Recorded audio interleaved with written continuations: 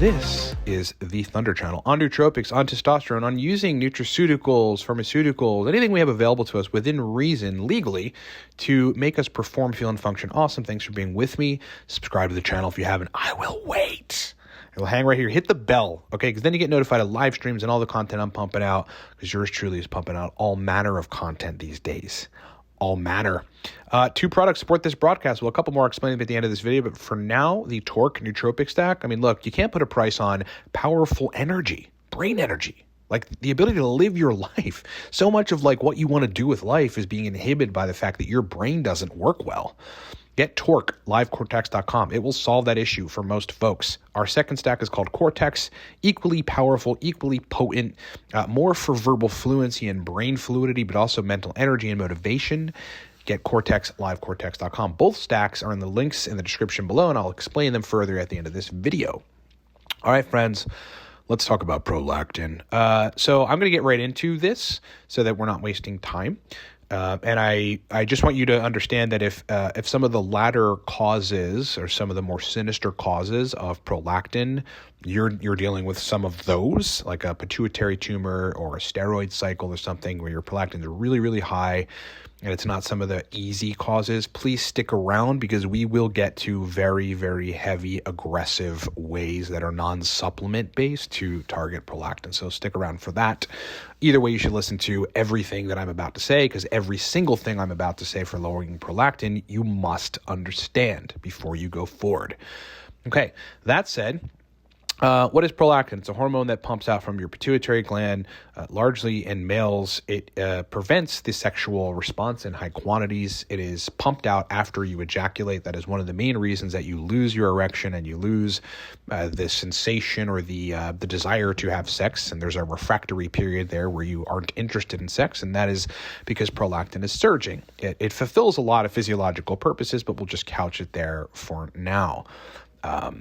Second major point with prolactin is, in order to execute the correct strategy to lower it, if on blood work you've identified that it is high, it is critically important that you understand the cause of your high prolactin. Critically important. You can't just go taking some supplement or some drug or whatever and you don't understand what's causing your prolactin. I think you're going to fuck everything up. Like, you may lower it too much, you may crash it, or you may not be effective at all in your approach. Okay, so you must understand what is causing your prolactin to be high before you can have an effective strategy that actually works to lower prolactin. All right, I really want to hammer that point home. So let's talk about the 4 reasons you have high prolactin, and then we'll go through each one of them, and I'll give you supplement and otherwise strategies to lower your prolactin. Number 1, medication that you're taking. There are medications out there that raise prolactin, okay? Number 2, an infection that you have. Some infections, viruses, colds, etc., raise prolactin numbers. Number 3, cause for high prolactin, and you've got to identify which one of these is you. A steroid cycle or excessive injectable testosterone, okay? Both of those things will raise your prolactin levels for most men, at least, and they'll end up in the 20 to 60 nanograms per milliliter range, okay? And number 4, we're going to break all these down here in a second, what to do about it, a pituitary tumor. A pituitary tumor that is secreting excess prolactin, otherwise known as a functional tumor, a prolactinoma, a pituitary adenoma that is functional in secreting prolactin. In that case, your prolactin numbers are usually 60 nanograms per milliliter plus, typically 100 to 250 or 300 nanograms per milliliter. I've seen it go as high as 1,000 plus nanograms per milliliter prolactin. Okay, so those are the 4 causes, and you have to understand before you approach, reducing prolactin, which of those 4 things are causing your prolactin. How do you tell? Well, medication. Okay, the number one way that you're going to tell if a medication is the thing that's causing your raise in prolactin is your prolactin is only between 20 and 50 nanograms per milliliter. Still high, but not terrible. Sure, you could rule out a pituitary tumor by doing an MRI, but within that range, you probably don't need to do an MRI. If you're not taking a steroid cycle or excessive injectable testosterone, then that's probably not the cause. And if you don't have an infection, that's probably not the cause of your prolactin. But if all those things are true and you are taking medication that you've confirmed with a medical professional as well as in the literature, one or the other, or ultimately it's better to have both, then it is the case that medication is raising your prolactin. Now, there's a couple things you can do about that. Number one, change the medication, right? You may want to approach the issue in a different way. If you cannot do that, here are two strategies to lower prolactin when you're taking medication and the medication is raising your prolactin. Number one, 300 to 500 milligrams of P5P. P5P. P5P is a concentrated version, a form of vitamin B6. And what it does, why it's important, is it will make you synthesize, for most people, more dopamine. More dopamine, okay? It's a critical regulator and critical synthesis agent of dopamine. And dopamine is the prolactin inhibiting factor in your body. It is one of the primary prolactin inhibiting chemicals. Okay, it works in a way that actually controls prolactin. Prolactin is, if all things are correct, usually under dopaminergic control. The more dopamine you have, the lower prolactin you're going to have. Okay, so taking 300 to 500 milligrams daily of P5P should help you synthesize more dopamine, and that is going to, in the case of medication causing your high prolactin, lower your prolactin. Now, some caveats: if you're someone who can't tolerate 500 milligrams P5P because it makes you anxious or makes you feel unwell, then you may want to stack 200 to 300 milligrams of P5P with between 400 and 800 IU per day of vitamin E in a gel tab. Vitamin E, okay? Those two tandem should lower your prolactin back to under 20 nanograms per milliliter in the case that you're taking medication. Number two, an infection. This is an easy one. We'll kind of just run through this really quickly because we want to get to the most important ones where we're talking about, in some cases, drugs to lower prolactin and other hardcore strategies. Infections, there's viruses and, colds, et cetera, that can raise prolactin levels. I'm not sure what the mechanisms are there. It's sort of immunomodulatory or immune system response, which is probably ultimately helpful. That's raising your prolactin. Obviously, you've got to address the infection, right? Run some labs and run some tests and see if there is an infection. And obviously, your indicator for infections is feeling unwell, but particularly feeling impaired, sick. I think your body knows when there's something that is wrong. In that case, you want to treat the infection and at the same time execute the same strategy as in you're taking medication that is raising prolactin. Same strategy is the number one reason that your prolactin is high. So P5P and vitamin E. Okay, let's move to a steroid cycle. So a steroid cycle or excessive injectable testosterone. The first thing you should understand about this being the cause of your high levels of prolactin is that when you go on a steroid cycle or, you're on a cycle of testosterone, or your dose is just too high and you've probably got to lower it. People think more is more with, testosterone injections. It's really not. It usually is not. Less is usually more. But, in these cases, going on P5P 200 to 400 milligrams a day as a maintenance is a good idea. But if it's too late, you've already taken a steroid cycle and your prolactin sitting at 50 or 65 or something, then you're going to want to execute the same exact strategy as number one. So you're going to want to get in 300 to 500 milligrams of P5P. If that's not working out or you can't tolerate that much P5P, shoot for 200 to 300, and then again 400 to 800 IU of vitamin E in a gel tab every day.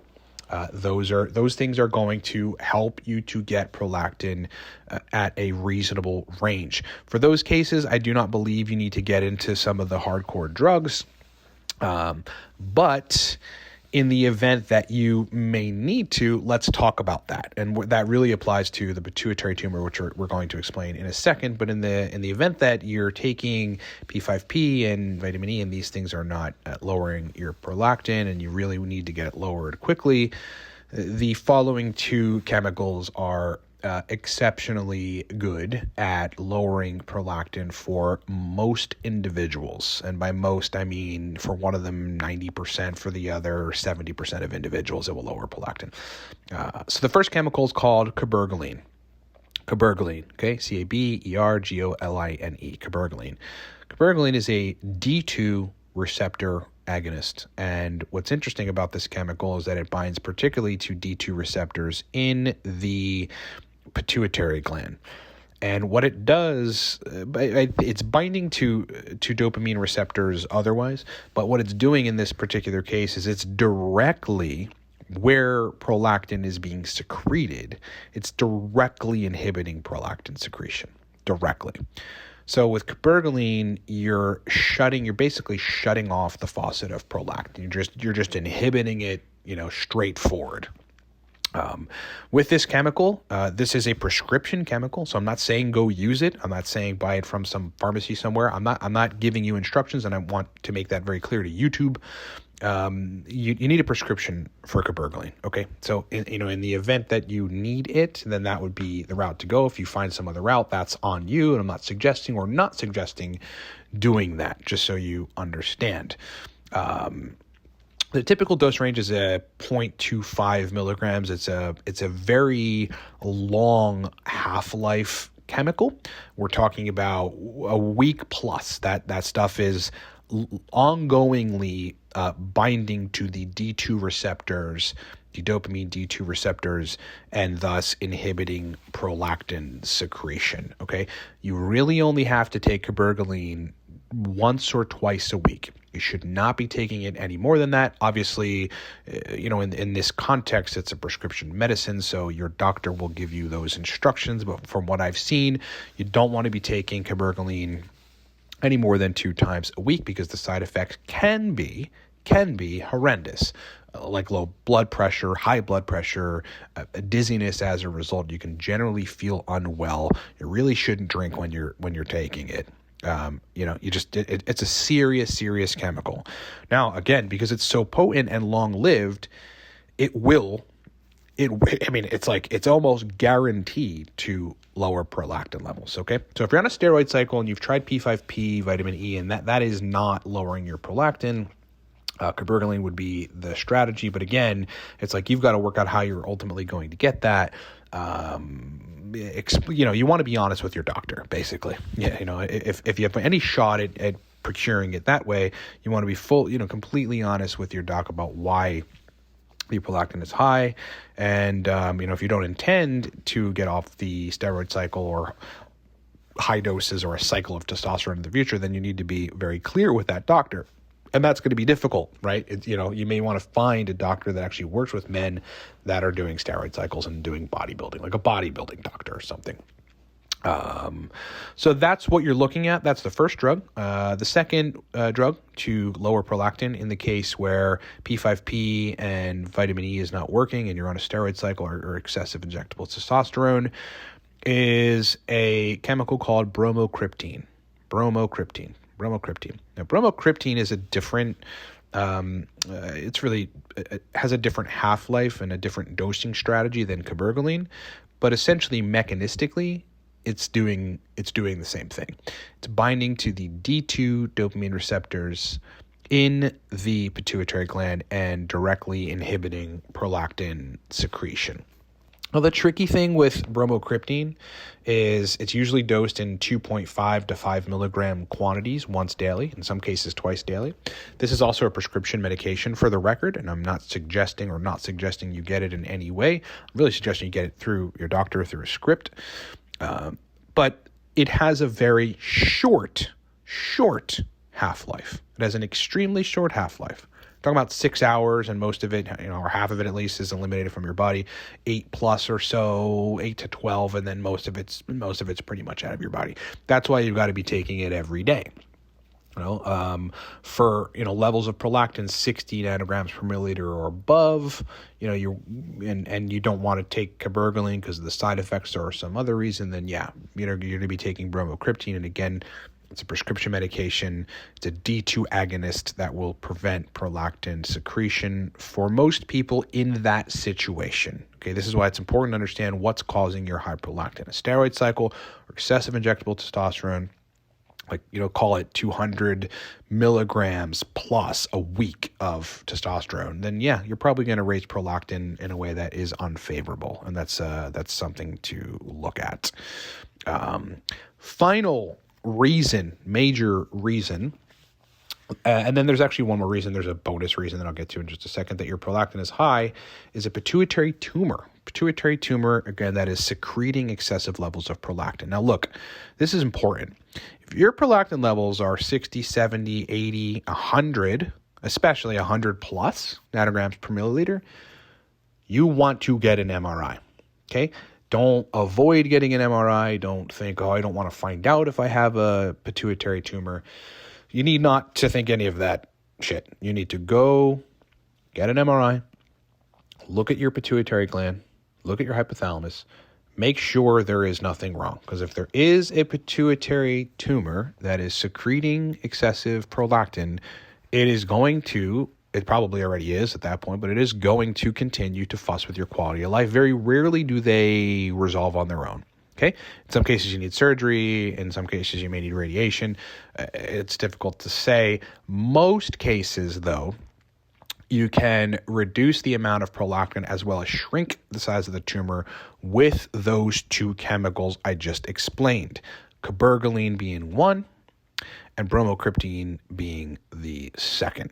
Okay. Now, in this case, if you've got a pituitary tumor, you've got an MRI, your levels are very high, you've got an MRI, you've confirmed you have a pituitary tumor, no doctor is going to deny you Cabergoline or bromocriptine. Okay. They technically have to prescribe it. They may suggest surgery or whatever, but if you decline that, they technically have to give you Cabergoline or bromocriptine. And, whether or not you're going to, whichever one you end up on, it usually depends on personal preference, and that's usually relative to side effects. Cabergoline can give you some pretty heavy side effects, but so can bromocriptine.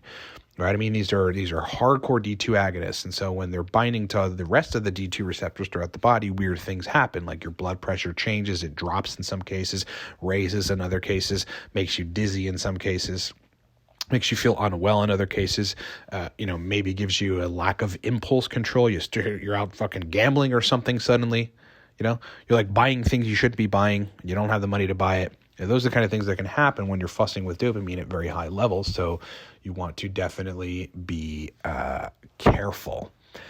All right. So pituitary tumor is going to almost certainly require Cabergoline or bromocriptine to lower levels. Once you get them down to a low enough level, you have a pituitary tumor, it's difficult to say what the course of action should be, because some of them, once you stop taking the dopamine agonist, some of them grow back, right? Some of them you're just suppressing the lactotropes from secreting prolactin. The moment you have the drug out of the mix, 2-3 weeks later, a month later, your levels are back up. The tumor expands at that point, God forbid, starts pressing on like the optic chiasm, up there near the hypothalamus and messing with your vision, because that's one of the things it has the ability to do. That's a terrible situation. So I'm not here to give you instructions on what to do after that. I'm saying, that's the typical route of treatment from the perspective of, the medical establishment, which is what you should be going through if you have a pituitary tumor. Now let's talk about a little bit of speculation quickly. On a bonus strategy that you may employ. And I'm not saying this is true or not true, or that you should or shouldn't employ this. I've got to be careful with my language. But one thing to understand is that oxytocin, another pituitary hormone, essentially, has a degree of regulatory action on other pituitary hormones. And it may be the case, there's one verified anecdotal on the web, and there is some literature proving that oxytocin nasal spray was able to blunt an ACTH secreting tumor, so a precursor to cortisol secreting tumor, and stop the growth of that tumor and ultimately shrink the tumor. Okay, there is actual evidence for oxytocin being able to do that. However, there is no evidence, because there probably isn't a study that I can find, that oxytocin can lower prolactin levels in a prolactin secreting tumor. However, the relationship between oxytocin and prolactin is very complex, and that initially oxytocin will force prolactin release, but it'll do so in a way which in most cases is probably then going to turn on dopamine release, which is then going to be inhibitory to prolactin. It's probably a certain level of oxytocin that then triggers a certain level of PRL or prolactin secretion. And then that level of prolactin through this complex sort of feedback system triggers enough dopamine to be inhibitory of prolactin. Okay.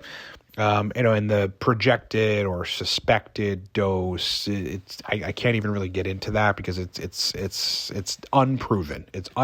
It's largely untested and 100% unproven, but it may be something to look into. Oxytocin spray for all of these cases may, but it also may not be something to look into. Okay, so let's run through all of this again. The 4 reasons. Oh yeah, so I wanted to quickly say that there's one other potential reason your prolactin could be high, and it could be because your estradiol is too high.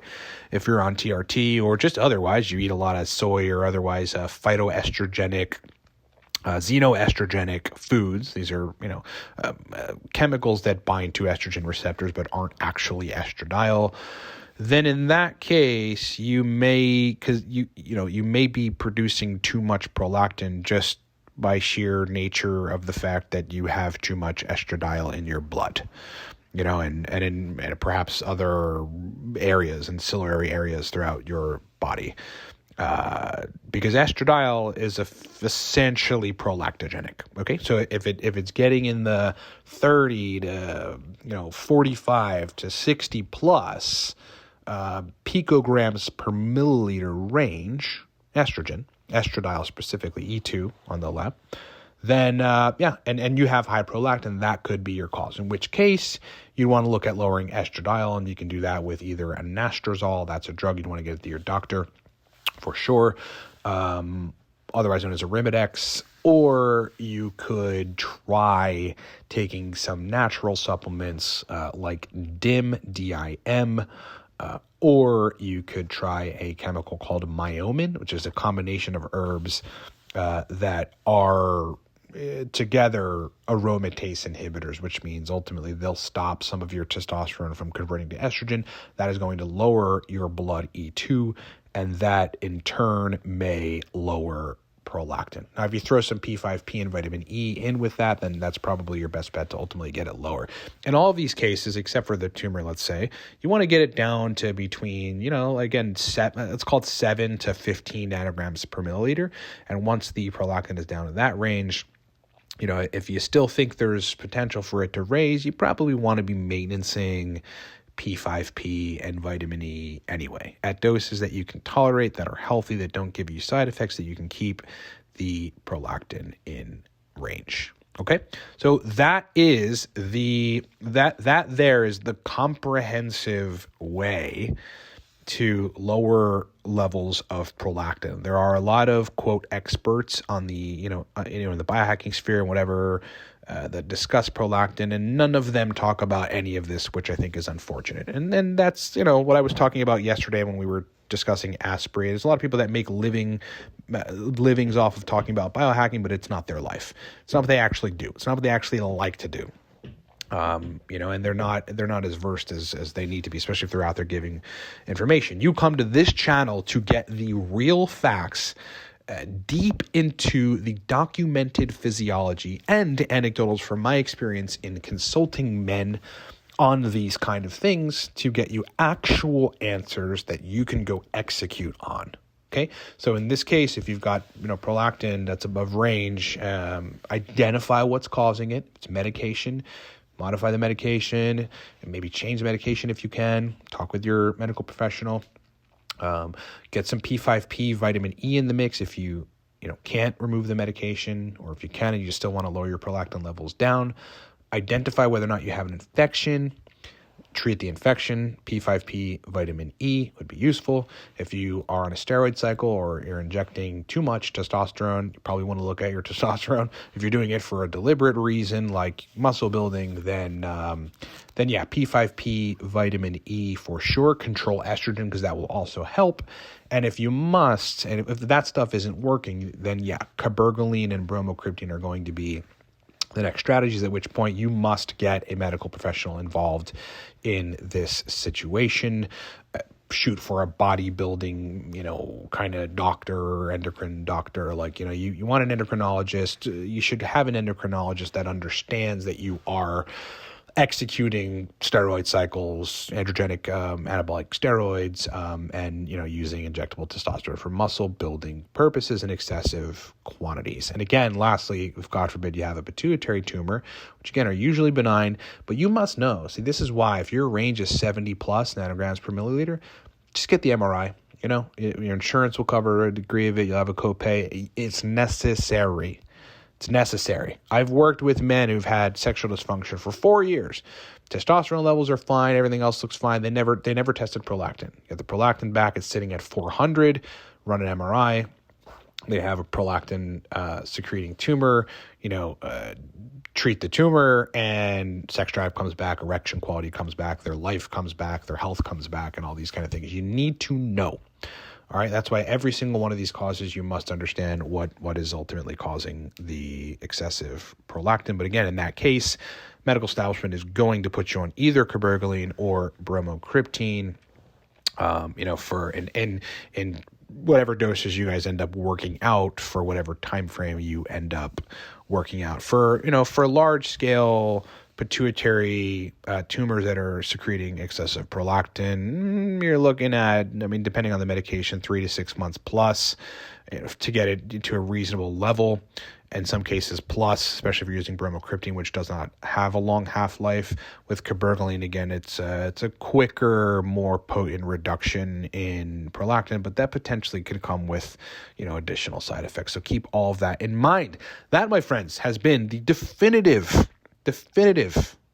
research-based, validated ways to lower prolactin. If you have high prolactin, it is very important for you to understand what is causing the prolactin levels to be raised so that you can approach reducing it the correct way and not waste 6 months, a year, or more of your life, because you will waste time if you're listening to some of these YouTubers that just go, take vitamin E or take P5P or do this. Like, you're going to waste time. You need to understand what's causing your prolactin to be high. And when you understand exactly what's at the root of it, then you can treat it effectively and you can get results a lot quicker.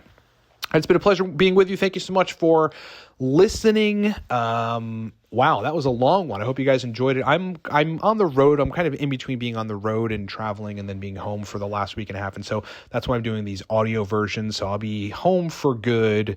I want to say later on this week, Thursday or Friday or something. So keep that in mind. More content to come. Go support us, livecortex.com, because we have incredible nootropic products. Okay, powerful brain energy inducing nootropics. Number one, Torque. Look, this thing has taken the internet by storm. It is the most purchased nootropic stack, commercial stack on the web. There is no way people are moving as much inventory as we are, and that's because I built a really, really great stack in Torque. Torque in and of itself is strong. It is a potent motivation, mental energy, verbal fluency, overall kind of productive energy nootropic stack by the Torque nootropic stack, livecortex.com. Only for a couple more days is it free shipping. You have free shipping. Okay, that's ending this week, at the end of the week. So go get Torque, livecortex.com. Free, rapid 2-day shipping. Our second stack, Cortex. You should probably buy both of these. They're both very potent, very powerful nootropic stacks. Cortex was built for verbal fluency, motivation, mental energy, the ability to process information better. It just makes your brain work better, noticeably, right? I mean, your brain is the instrument that drives all of what you want to do in life, all of what you have the capacity to do, all of what you want to do. There's stuff you're not doing. because your brain is not functioning correctly. That's one of the best uses of nootropics, making you a better functional individual, so you can have a better life. Buy Cortex, livecortex.com. Buy the Torque Nootropic Stack, livecortex.com. They're both in the description below. Links to buy them are in the description. Free shipping for right now, going away very soon. 2-day rapid shipping, that's going to stay. If you need my help on any of these, lowering prolactin, your TRT protocol, nootropics, formulating nootropics regimens for you, dialing them in, having you on a perfect schedule, addressing energy issues, and making you feel and function awesome, and having me design your regimen, that's what's really important about this. Some folks just don't want to go through the work because it's a lot of work, dude, to get a really, really highly effective targeted regimen that makes you feel incredible all of the time or most of the time. Hire me. Let me do it. That is what I like to do. I am interested in nothing more in this world as substantially as I am interested in designing regimens. It is my favorite thing to do. Go book a consulting program, or if you just need to talk to me for 40 minutes on a call, book it at livecortex.com on the consulting page, livecortex.com consulting page. That link is in the description below as well. It's been a pleasure hanging out with you. Thank you so much for listening. I hope I've given you some good solid takeaways, and I'll talk to you next time.